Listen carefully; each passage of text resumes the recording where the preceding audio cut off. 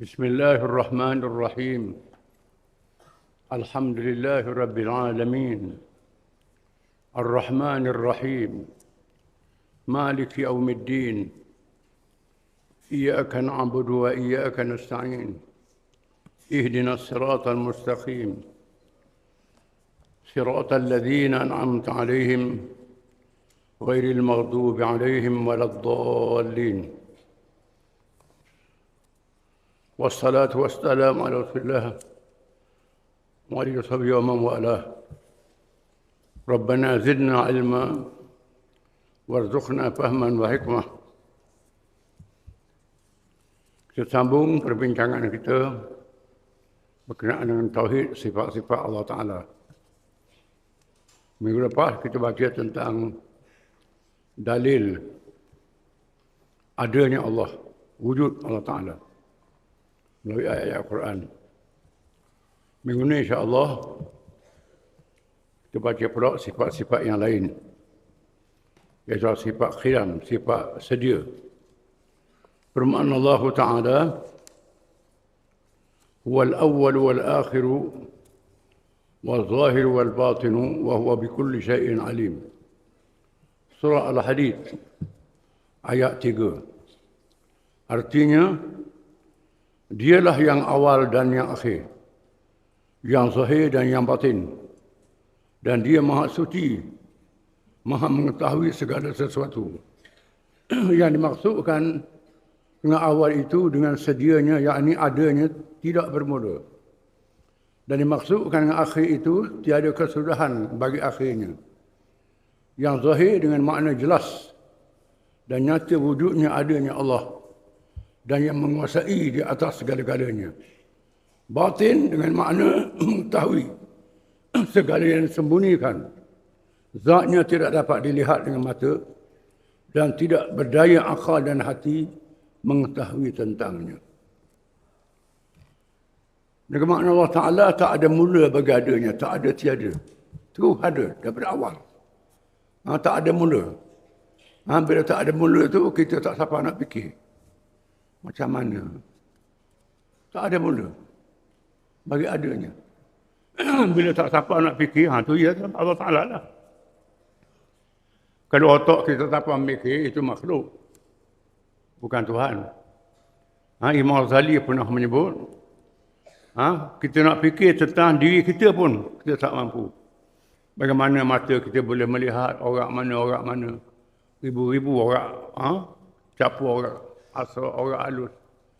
Telinga boleh mendengar, akal boleh berfikir. Kita macam mana jadi begini? Kita tak tahu, tak sampai. Tak sampai kita nak fikir tentang diri kita sendiri.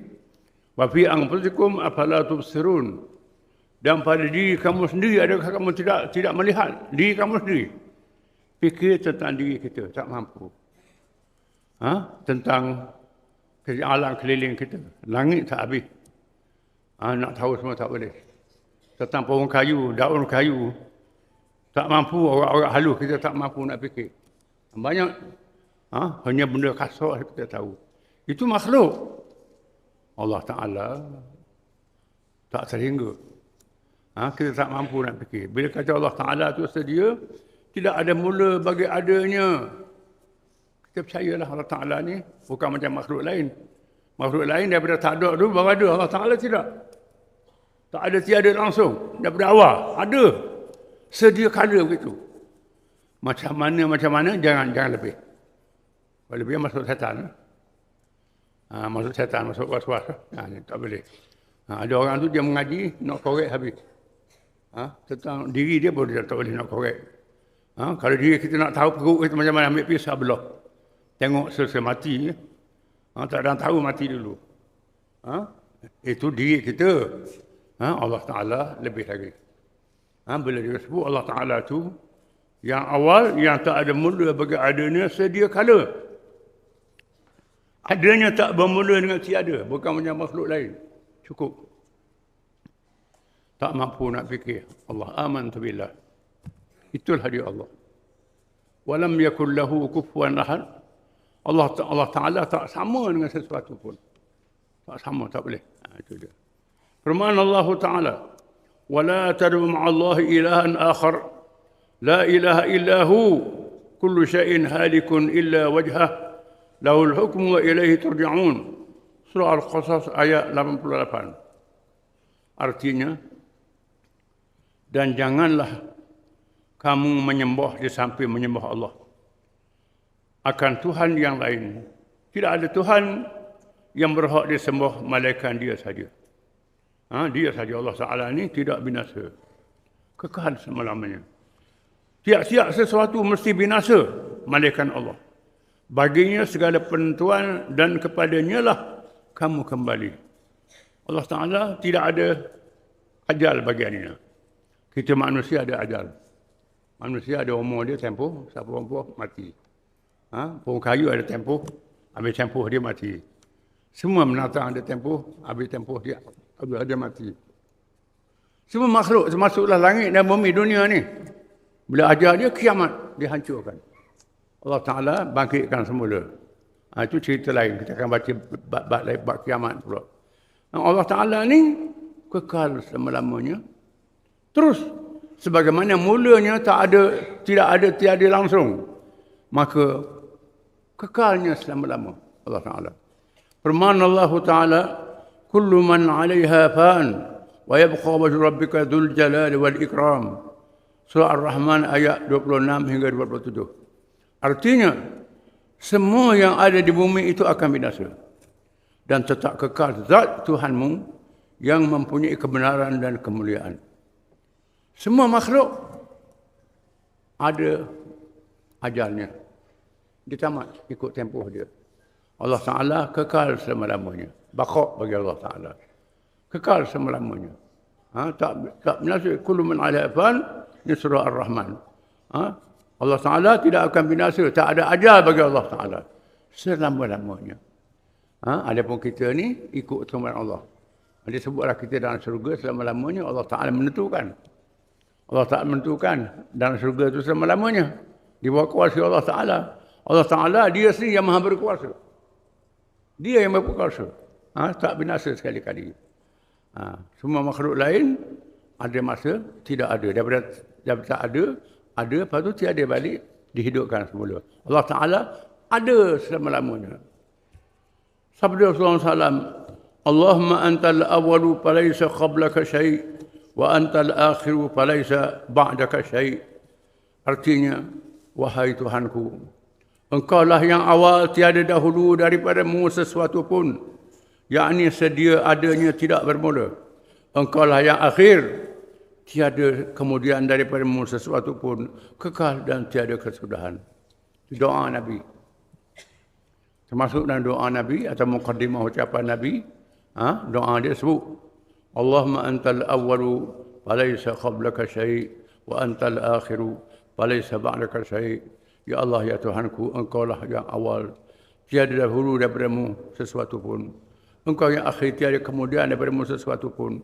Dan tak ada mula bagi Allah Ta'ala dan tak ada kesudahan bagi Allah Ta'ala. Lepas tu sebut apa kita nak doa. Doa ini termasuk dalam cara Nabi berdoa dengan menyebut sifat-sifat Allah Ta'ala. Puji Allah Ta'ala, lepas tu doa. Apa kita nak minta. Ini adab. Ini termasuk doa Nabi, menyebut Engkau yang awal, tak ada mula bagi adamu, wahai Tuhan. Engkau yang akhir, tak ada tiada bagi tak ada biasa bagi wahai Tuhan. Kita sebut kepada Allah Ta'ala. Ayat-ayat dan hadis tersebut menyatakan sifat qidam dan baqa' bagi Allah Subhanahu Wa Ta'ala. Sifat sedia kala dan kekal bagi Allah Ta'ala. Wallahu a'lam.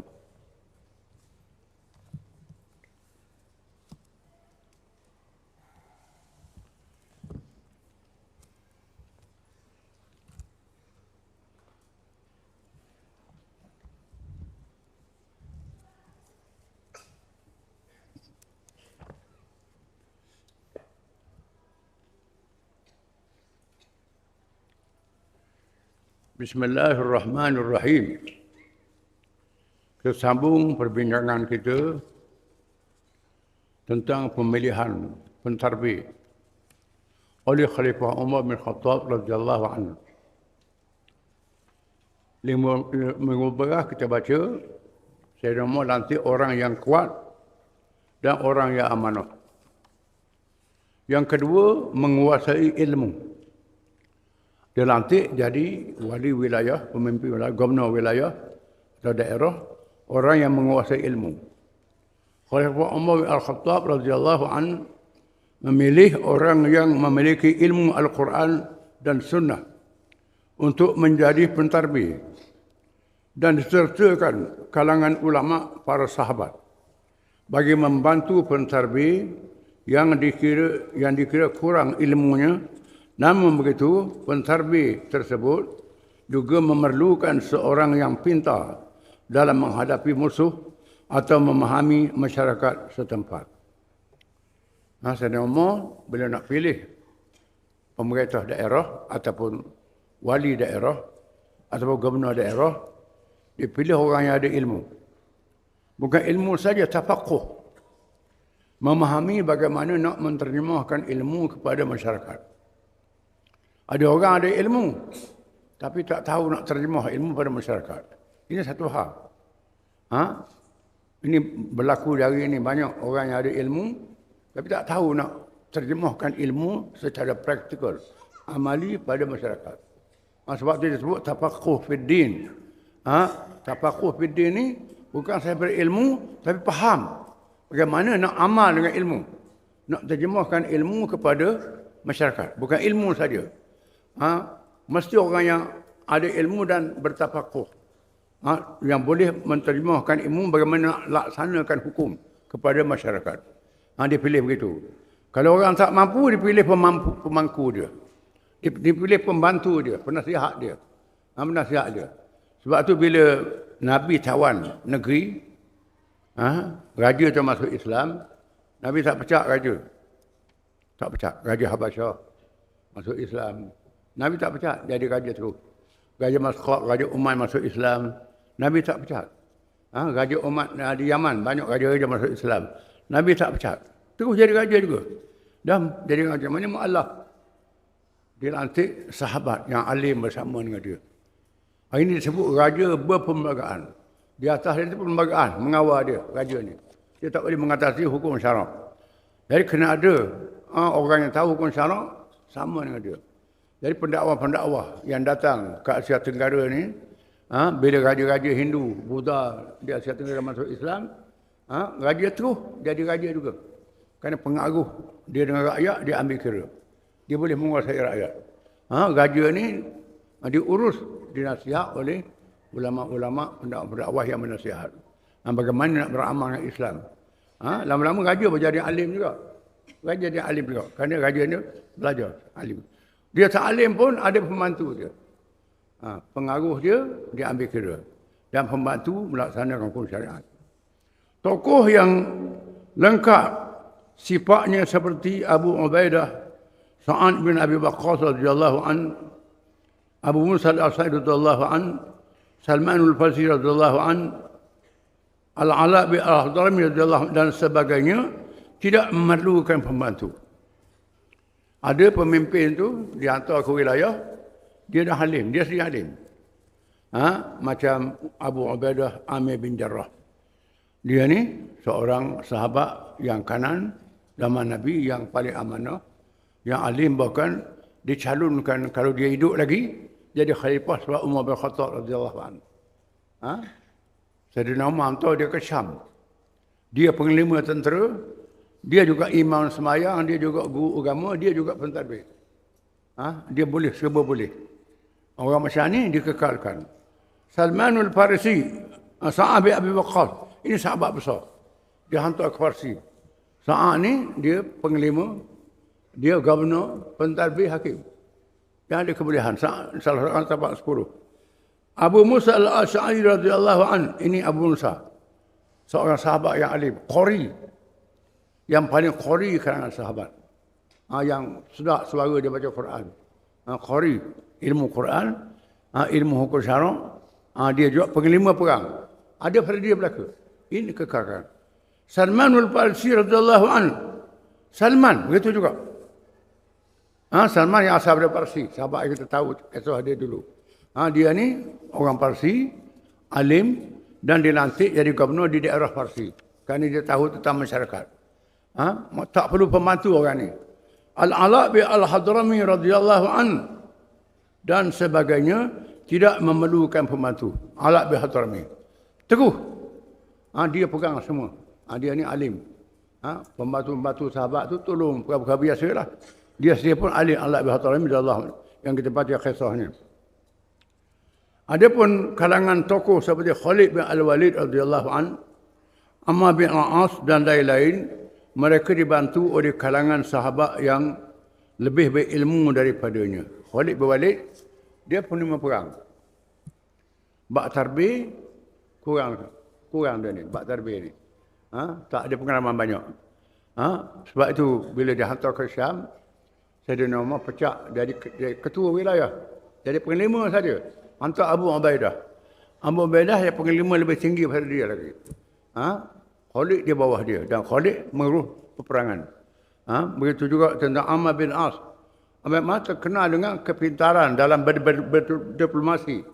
Seorang diplomat yang pandai. Bijak masalah diplomasi, Ammar bin As ni. Pintar. Tapi hukum syarak dia tidak mendalami. Dia masuk Islam kemudian.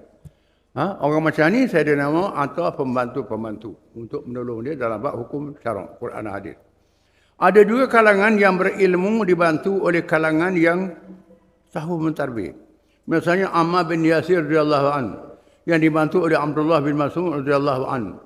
Perkara ini dapat dilihat dalam tugas mentarbih wilayah-wilayah yang ditekan dalam bab yang sebelum ini. Ada orang dia alim, tak ada tarbih. Ilmu agama dia banyak nak tarbih, kurang cakap. Maka saya atau pentarbih bersama dia. Pentarbih membantu dia. Bantu dia, itulah. Membantu. Sebab tu dalam suasana hari ini, kita lantik wakil-wakil rakyat berbagai-bagai latar belakang. Ada rakyat yang alim bab agama, wakil rakyat yang alim bab ekonomi, yang alim bab macam-macam. Macam-macam jenis kelulusan dia. Itu kerana kita nak mengatas negeri. Bukan nak mengatas sebuah kampung, mengatas negeri, mengatas negara. Mengatas negara mestilah terdiri daripada latar belakang yang macam-macam. Orang kita pula nak orang ni, nak orang ni. Dia tak mengatas negeri, dia nak orang je. Ini tak boleh. Sebab kita nak mengatas ni, nak tarbih negeri, mestilah ada orang macam-macam. Ni tak puas hati orang ni, tak boleh. Tak ada orang serba boleh. Tak boleh. Maka dicampur-campur berbagai kebolehan untuk kita nak tarbih negara. Itu yang kedua. Ketiga, memahami tabiat masyarakat setempat. Mesti orang tu faham masyarakat. Faham orang ramah. Kawasan orang ke laut lain. Kawasan orang bertanam padi lain. Orang berladang lain. Kawasan orang berniaga lain. Masyarakat. Mesti memahami keadaan masyarakat setempat. Nak jadi pemimpin. Memahami tabiat masyarakat setempat sangat penting bagi melayan rakyat dengan cara yang dapat memenuhi keperluan dan sifat mereka. Begitu juga dalam menyampaikan mesej dakwah kepada manusia.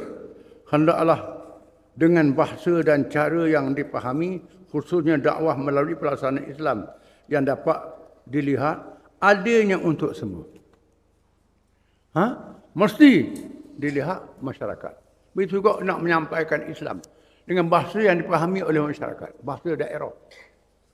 Bahasa daerah tak lain. Bahasa Terengganu lain, Kelantan lain. Bahasa Kedah Utara lain, bahasa lain. Dan orang memahami bahasa setempat. Nak berucap, mesti ucapan dengan bahasa dipahami oleh orang setempat. Kadang-kadang perkataan tu, kapur ni, kapur ni, makna ni lain. Mesti dengan bahasa dipahami oleh masyarakat. Khasib bin nas ala khadri uqulihim. Bercakap pada orang mengikut order akal mereka. Contohnya Khalid bin Walid. Kerana dia tak pintar dalam bab ni. Dia serang Bani Jazimah. Dia suruh Bani Jazimah masuk Islam. Dia kata,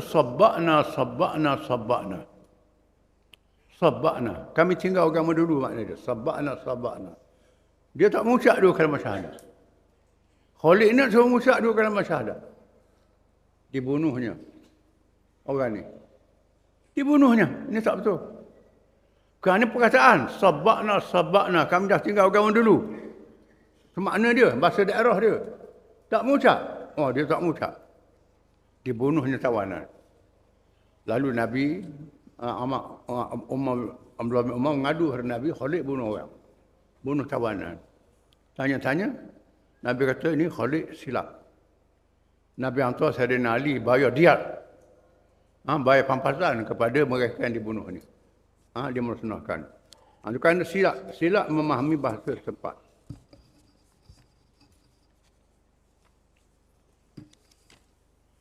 Macam kita nak haram arak.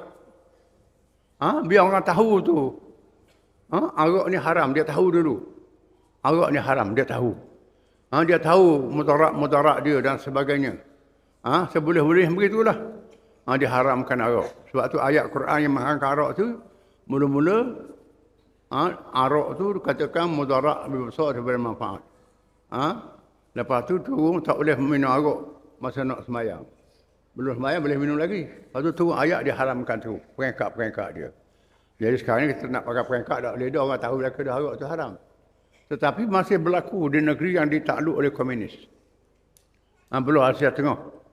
Komunis takluk dulu. Keras sangat waktu komunis ni. Nak semayang tak boleh, nak mengaji agama tak boleh.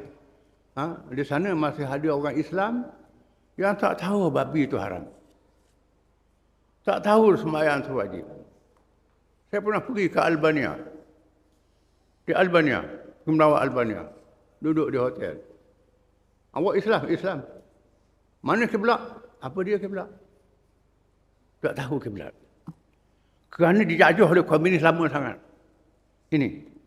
Sebab tu kita jangan gopoh nak melaksanakan hukum. Kalau orang jahil, kita tak boleh hukum dia cepat-cepat. Maka tindakannya tidaklah mengikut tahap kepahaman masyarakat. Tindakan hendaklah mengikut tahap kepahaman masyarakat setempat. Sabda Rasulullah SAW, Anzilun nasa ala qadri, anzilun nasa manazilahum. Riwayat Abu Daud. Letaklah manusia di tempat yang sepatutnya mengikut kadar kemampuan akal mereka. Khalifah Umar Khattab radhiyallahu anhu melantik Salmanul Farisi menjadi ketua pentadbir di Al-Madain.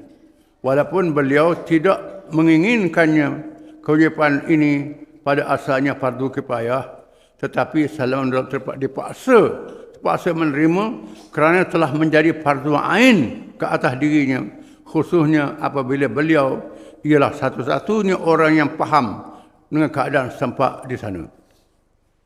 Walaupun jadi ketua ni fardu kifayah. Fardu kifayah, kalau kita dah ambil pada apa? Tak ada orang, malaikat orang tu saja.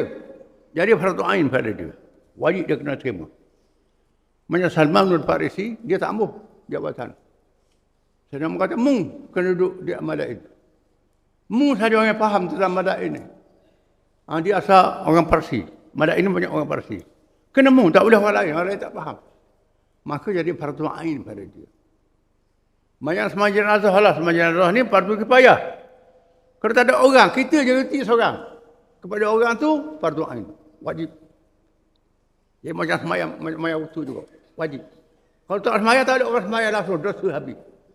Bila tak ada orang, kena dia saja. Jadi fardu ain pada dia. Tu.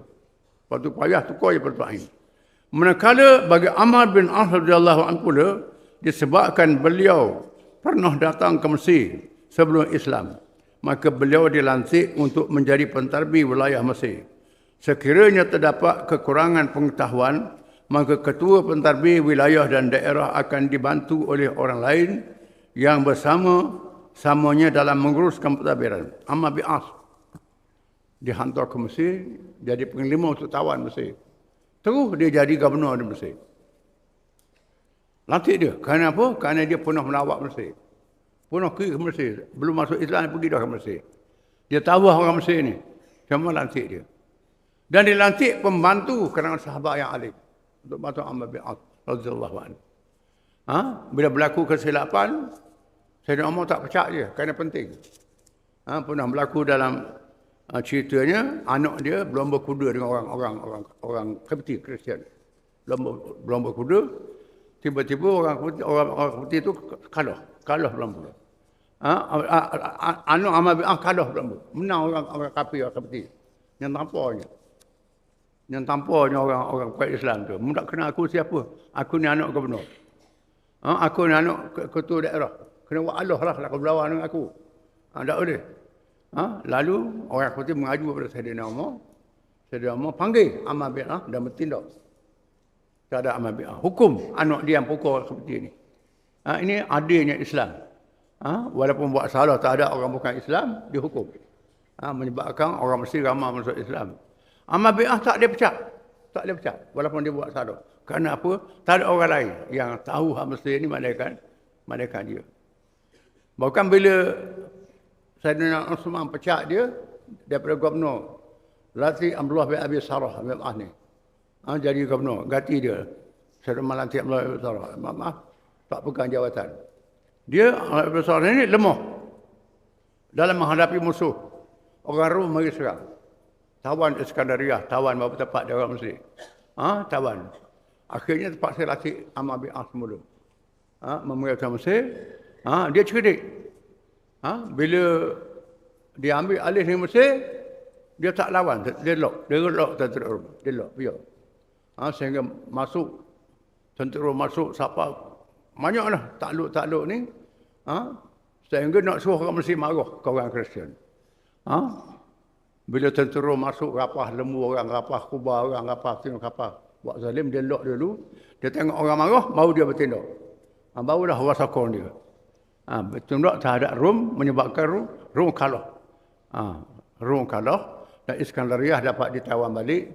Bagi Iskandariah ada masjid Amr bin Auf. Ada masjid dia. Kerana dia anggap berjasa dalam membebaskan Iskandariah. Ini Amr bin Auf. Dia seorang yang pintar. Nabi hantar dia ke Maskhad dan Uman. Suruh bawa surat Nabi. Dia pujuk Raja Maskhad Uman masuk Islam. Masuk Islam. Maskhad dan Uman. Ini yang baik. Dia punya pintar.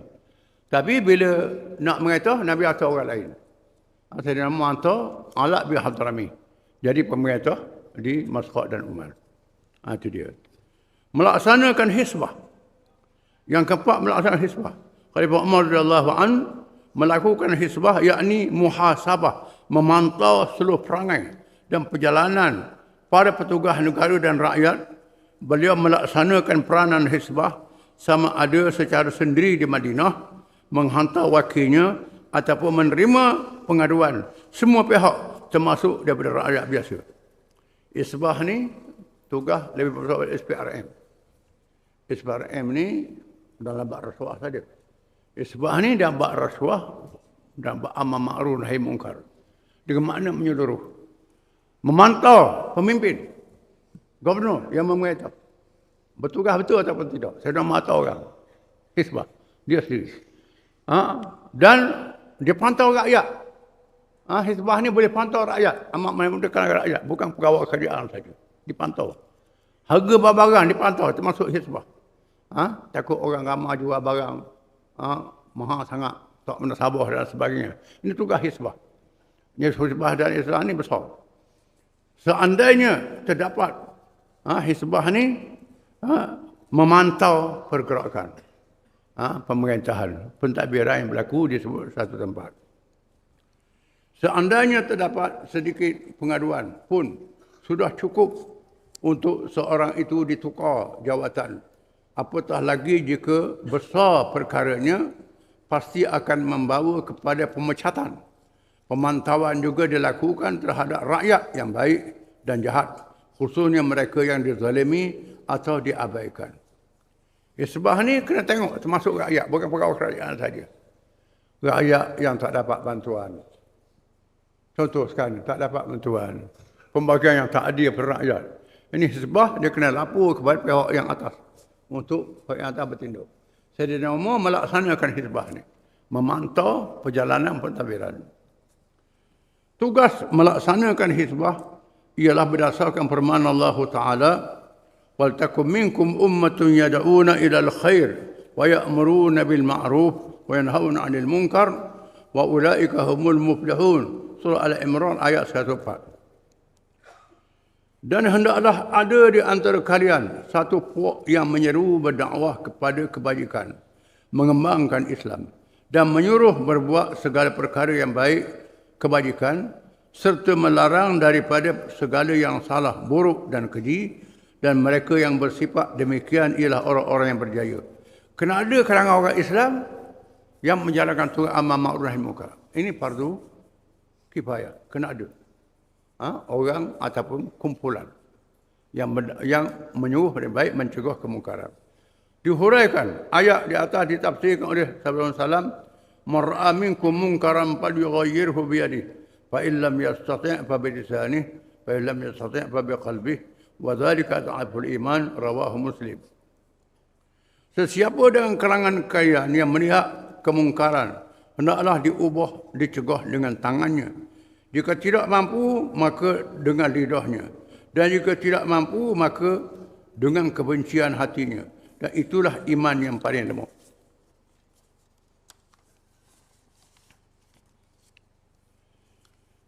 Hal ini menunjukkan bahawa pemantauan terhadap masyarakat bagi mencegah kemungkaran itu fardu kifayah secara umumnya, dan fardu ain atas tiap-tiap orang yang beriman mengikut kemampuan masing-masing.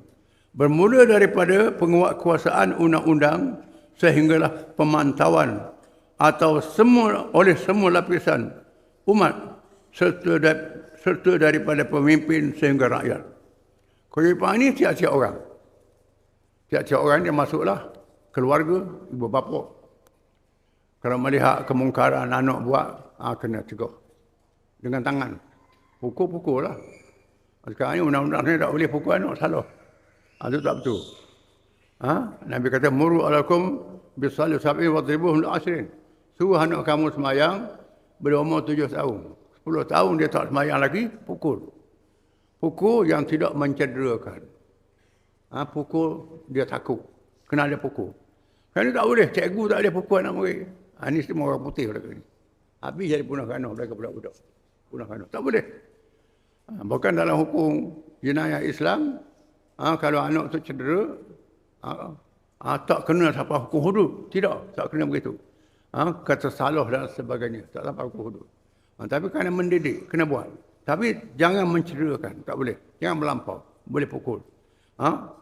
Kalau kerajaan menguatkuasakan undang-undang, ini maknanya cegah kemungkaran. Gunakan kuasa undang-undang, bertindak. Hukum. Ada hukum kisah, hukum hudud, hukum ta'zir dan sebagainya. Panjang huraiannya. Itu dengan tangan, dengan kuasa. Kalau tak ada kuasa, dengan lidah. Dengan lidah, tegur. Tegur. Tegur ni menasihat. Sama ada kita nasihat terus ataupun atau wakil rakyat yang duduk di parlimen, di luar negeri untuk mencegah kemungkaran. Ini wajib. Bukan wakil rakyat ni ajak minum kopi. Ni ajak minum kopi je. Wakil rakyat jus. Ini tak fikir tentang amar nahi munkar. Ini hak ni yang wajib. Itu sebenarnya amar ma'ruf nahi munkar. Bukan untuk ajak minum kopi. Untuk dapat batuan dari isi perut. Ini semua tak betul. Asalnya amar ma'ruf nahi munkar. Kalau boleh mengatah dengan kuasa, tak boleh mengatah dengan lidah, dengan tegaran, dengan kritik. Itu dia. Makna dia begitu. Dalam sistem peradilan Islam, diwujudkan pihak pemantau yang dilantik, maka Khalifah Umar radhiyallahu anhu mengambil langkah ketika pemerintahannya dengan cara yang lebih sistematik, dengan cara satu. Dia hantar orang untuk lihat dan sebagainya, terima pengaduan di Madinah. Demikian juga peranan Hizbah lebih luas daripada peranan yang dinamakan oleh badan seperti Suruhanjaya Pencegahan Rasuah, disebabkan oleh dasar, konsep dan objektif yang sangat ketara perbezaannya. Kita hukum Islam ni ada dosa pahala. Undang-undang rasuah ni tak ada dosa pahala, undang-undang zahir saja. Kita ni banyak beza Islam yang bukan Islam. Ini sebab itulah bila kita laksana hukum Islam ni, orang tak berani buat salah sama ada 8 orang ataupun orang tak tahu. Tapi undang-undang manusia ni kalau orang tak tahu, tak apa orang tak tahu. Itu yang rasuah ambil sebab orang tak tahu. Boleh piti banyak buat umrah. Senang dia buat umrah. Dengan piti harap. Duit-duit rasuah. Ini tak betul. Buat haji dan sebagainya. Ini kan pisah dunia dengan akhirat. Kita kena sedar, Islam tak berpisah dunia dengan akhirat. Antara wasiat dan penegasan Abu Bakar radhiyallahu anhu kepada Umar tentang tanggungjawab sebagai khalifah. Abu Bakar pun pesan pasal Sayyidina Umar. Sayyidina Umar ikut pesan Abu Bakar. Bertakwalah kepada Allah, wahai Umar. Ketahuilah bahawa bagi Allah itu ada amalan yang ditunaikan pada waktu siang yang tidak diterima pada waktu malam. Dan amalan pada waktu malam yang tidak diterima pada waktu siang. Sesungguhnya Tuhan tidak menerima amalan sunat sehinggalah ditunaikan amalan yang wajib. Ini pesan Abu Bakar pada Umar. Dan Umar melaksanakan kewajipan ini dengan teratur. Kemudian pembahagian wilayah, kita dah baca dulu. Ini ringkasan saja. Wallahu a'lam.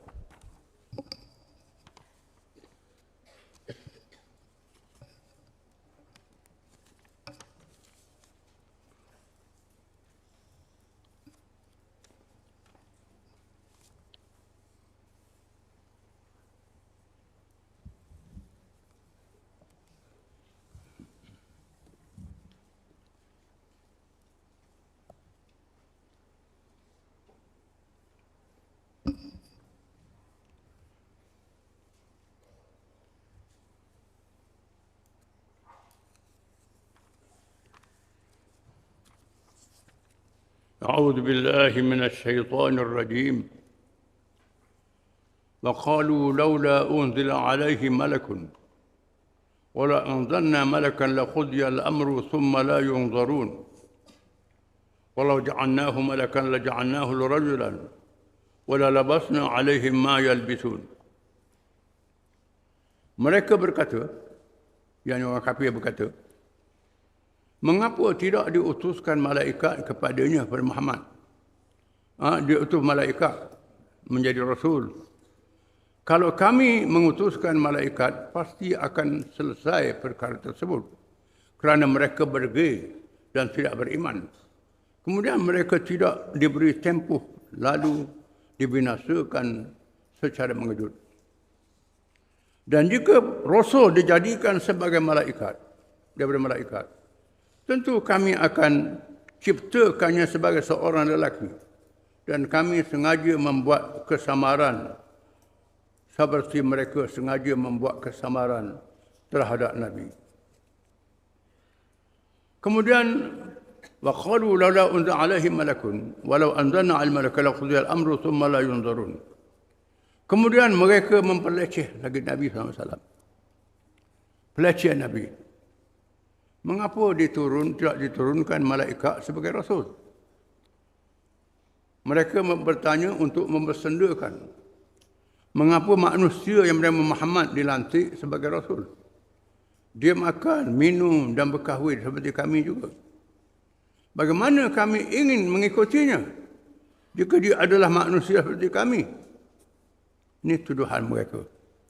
Pasal apa Tuhan latih Muhammad manusia macam kita juga? Makan minum macam kita, berok kecil macam kita, kahwin beranak macam kita, pergi pasar macam kita juga. Kenapa tak latih malaikat? Latih malaikat kan tak nampak pula. Malaikat gaib kan?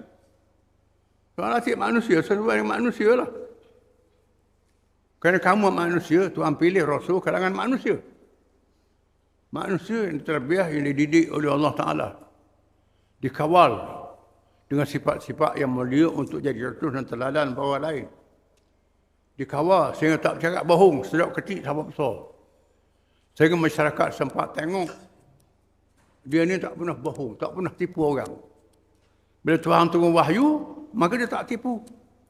Ini daripada Allah Ta'ala sungguh. Rasul wajib benar, mustahil Rasul-Rasul ni bohong. Mereka percaya, benar, tak pernah pelawak. Tiba-tiba dia nanti jadi Rasul atau pelawak pula. Ini kacau.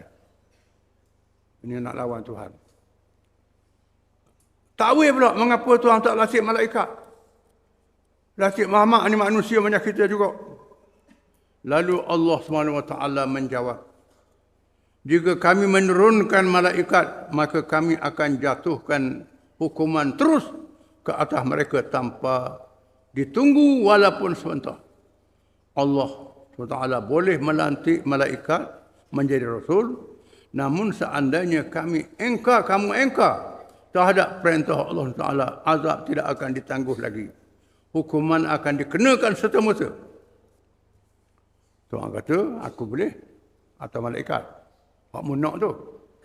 Tapi ingat, bila aku tu malaikat jadi rasul, mu tak ikut juga. Tak ikut. Lawan juga. Jaga, aku turun azab tu. Tu, turun bala daripada Allah Ta'ala. Ini cerita Allah Ta'ala beri tempoh. Kalau kaum Nuh sampai 950 tahun. Dia beri tempoh. Nabi Nuh berdakwah, dia panjangkan umur Nabi Nuh 950 tahun. Berdakwah. Lahir generasi baru, tak ikut Nabi Nuh. Lahir pula hak baru pula tak ikut Nabi Nuh. Sampai 950 tahun. Dia beri tempoh. Supaya berfikir, nak beriman ke tak beriman. Yang insaf bertaubat, yang degil tahu. Layak masuk neraka akan degil lalu. Padam muka. Begitulah Nabi yang lain. Dia beri tempoh yang panjang. Berdakwah. Nabi Musa berdoa kepada Allah Ta'ala. Dibinasakan Fir'aun. Tuhan kata, mu istiqamah ya Musa. Mu mesti menang. Mesti menang. Fir'aun akan dibinasakan. Ulama mengatakan di Fir'aun dibinasakan bukan lepas doa Tuhan binasakan selalu Fir'aun. Tidak. Selepas 40 tahun barulah Fir'aun dibinasakan oleh Allah Ta'ala. Di masa 40 tahun. Dia nanti Nabi Musa seorang manusia jadi rasul supaya manusia mikir. Tuhan kata mu nak malaikat boleh aku latih. Hari itu malaikat. Tetapi jaga. Tak beriman, turun bala lalu. Terus binasakan. Tuhan tak buat begitu. Tuhan sedar manusia ni ada kelemahan-kelemahan dia. Biar dia mikir betul-betul. Kalau sampai masa tempoh yang panjang dia beri kepadanya, tak ikut juga, dia jahat. Jahat sungguhlah. Padang dia sumbat dalam neraka pun. Jahat sampai tempoh yang panjang. Begitulah. Nabi Muhammad SAW. Allah Ta'ala nanti daripada manusia yang mereka tengok sejak daripada kecil. Sehingga membesar, jadi orang muda dalam keadaan berakhlak yang mulia. Tak pernah buat jahat, tak pernah buat mungkar, tak pernah dipelihara oleh Allah Ta'ala. Tak pernah cakap bohong, orang yang paling amanah. Sehingga mereka namakan Muhammad Al-Amin. Muhammad yang paling amanah. Diberi gelar pada Nabi. Sehingga pada masa mereka berkelahi. Nak letak Hajar Al-Aswad. Bila buat semula baiki Kaabah. Mereka lari sama-sama kabilah. Latih Nabi jadi hakim untuk selesaikan masalah mereka. Kerana mereka percaya Nabi boleh selesaikan masalah. Nabi seorang yang bijak, yang cerdik. Nabi selesaikan masalah mereka tak jadi balah. Tapi bila Nabi dilantik jadi Rasul, beritahu suruh beriman kepada Allah Ta'ala, kata Nabi bohong selalu. Ini jahatnya. Macam-macam takwil. Minta mukjizat, bahkan Allah Ta'ala tunjuk mukjizat. Antaranya dia minta tunjuk mukjizat. Nabi tunjuk mukjizat, bulan sebelah. Sebelah 2 bulan di langit. Insyaqqatul qamar. Tunjuk mukjizat, bulan sebelah 2. Mereka tengok bulan. Separuh bulan ni, separuh bulan di atas langit. Mereka nak sangat. Oh, dia kata sahih, dia sahih. Kata Nabi sahih pula. Kata Nabi sahih. Nabi Musa tunjuk mukjizat. Nabi Musa capuk tongkat. Jadi ular besar. Bukan sahih ni. Ajak adik-adik saya berlawan dengan Nabi Musa. Adik saya capuk, tadi capuk apa jadi ular juga. Nabi Musa capuk tongkat, jadi ular besar lagi. Telang habis. Ular-ular adik saya ni, adik saya sujud pada Allah Ta'ala, beriman pada Allah. Ini bukan sahih, ini mukjizat. Musa ni Rasul, ini bukan adik saya. Adik saya pun beriman. Akhirnya tak beriman. Bunuhnya adik-adik saya beriman. Diseksanya. Ini perangai manusia. Sangat jahat. Bodoh perangai manusia ni. Kerana ikut hawa nafsu. Lebih suka daripada ikut akal dia sendiri. Begitulah Nabi kita Muhammad menghadapi masalah yang sama. Kita hari ini pun lepas Nabi wafat, umat-umat dia berdakwah menghadapi masalah yang sama. Ada orang tu nak tengok selalu. Nak tengok benda pelik baru nak masuk Islam. Kalau tunjuk benda pelik kan, jadi kata main silap mata pula. Islam ni bukan main silap mata, ajaran yang sungguh-sungguh. Nak percaya, tak percaya, sudah. Maka Allah beri tempoh pada mereka. Dia nanti manusia yang sama dengan kita, yang boleh berkira, boleh bercakap, boleh bincang dengan kita. Bukan malaikat yang baik yang kita tak nampak. Ini minta malaikat. Malaikat tak apa. Boleh ngumpul, tak ada masalah.